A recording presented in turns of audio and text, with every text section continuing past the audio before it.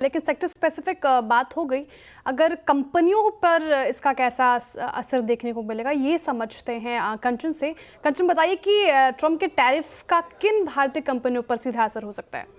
जी, इसके ऊपर हमने एक रिसर्च की है और जो एनालिस्ट की एक्सपेक्टेशन आई है उनका मानना ये है कि डेफिनेटली जो इंडियन इक्विटीज़ है यहाँ पे हमें सीधा एक असर आता हुआ दिखाई देगा। लेकिन इसको अगर हम कंपेयर करें डॉलर से या फिर बॉन्ड से, तो इन दोनों में ही यहाँ पे एक पॉजिटिव असर आता हुआ दिखाई देगा। इसके साथ ही साथ जो एनालिस्ट है वो मान रहे हैं कि जो एवरेज टैरिफ होगा वो होगा 10 से 20% का, और हो सकता है ये भी जो है लोअर एंड पे ही हमें दिखाई दे।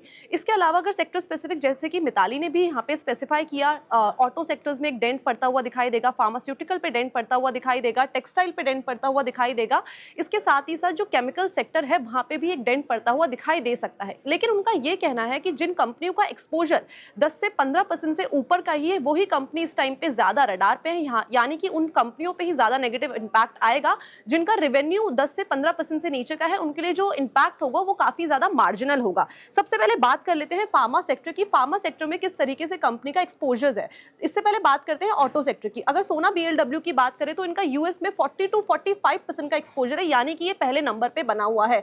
इसी तरीके से जो टाटा मोटर्स है वहां पे जो जीएलआर का एक्सपोजर है वो काफी ज्यादा है, 33% का, भारत फॉर 40%, और मदरसन सुमी की बात करी जाए तो 20% का एक्सपोजर इसका भी है। अगर आगे बढ़े और इस टाइम पे अगर हम देखें फार्मास्यूटिकल की, तो नेटको फार्मा का 70%, एरबिंदो का 50%, डॉक्टर रेड्डीज, ल्यूपिन और जो कैडिला है वहां पे 40 से 45% का एक्सपोजर है यूएस मार्केट में। यही नहीं बल्कि अगर हम इसके अलावा केमिकल सेक्टर्स की बात करें तो विनती ऑर्गेनिक्स, गुजरात फ्लोरो, नवीन फ्लोरिन, आरती इंडस्ट्री और पीआई इंडस्ट्री 30 से 20% की रेंज में है, यानी कि यहाँ पे हमें एक मीडियम इंपैक्ट देखने को मिल सकता है एज कंपेयर टू जो हमने फार्मास्यूटिकल और ऑटो में देखा। यही नहीं बल्कि अगर टेक्सटाइल की बात करी जाए तो वेल्सपन, इसके साथ ही साथ इंडोकाउंट और इंट्राडेंट में भी हमें एक बड़ा इंपैक्ट आता हुआ दिखाई दे सकता है। तो इनपैक्ट ये क्या होगा, काफी ज्यादा डिफरेंशिएट होगा। जिनका एक्सपोजर ज्यादा है उन पे ज्यादा डेंट पड़ेगा, जिनका एक्सपोजर मिनिमम है उन पे मिनिमम डेंट पड़ेगा, लेकिन डेंट पड़ेगा ये एनालिस्ट मान रहे हैं।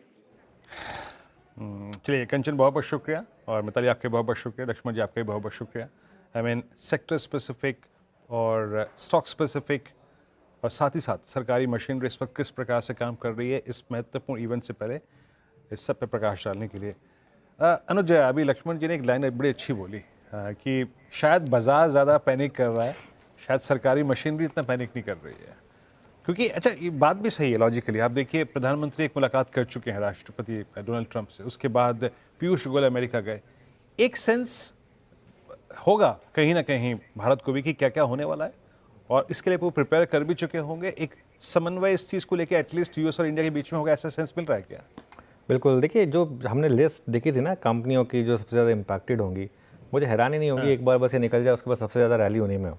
और उसका एक एग्जांपल देता हूँ मैं, जैसे फॉर एग्जांपल औरोबिंदो फार्मा है, या फिर एक आध और फार्मा स्टॉक्स हैं, या फिर जो आपने एक दो वो टेक्सटाइल स्टॉक्स देगा। अब टेक्सटाइल स्टॉक्स हैं फॉर एग्जांपल, डिफरेंशियल 5% का है यूएस और भारत के बीच में, और उससे मुझे लगता नहीं कोई बहुत ज़्यादा इम्पैक्ट पड़ेगा। इनफैक्ट सब वेट कर रहे हैं कि एक बार ये इवेंट खत्म हो उसके बाद हम बाय करेंगे। कुछ लोग तो वेट भी नहीं कर रहे हैं, ऑलरेडी बाय भी कर रहे हैं।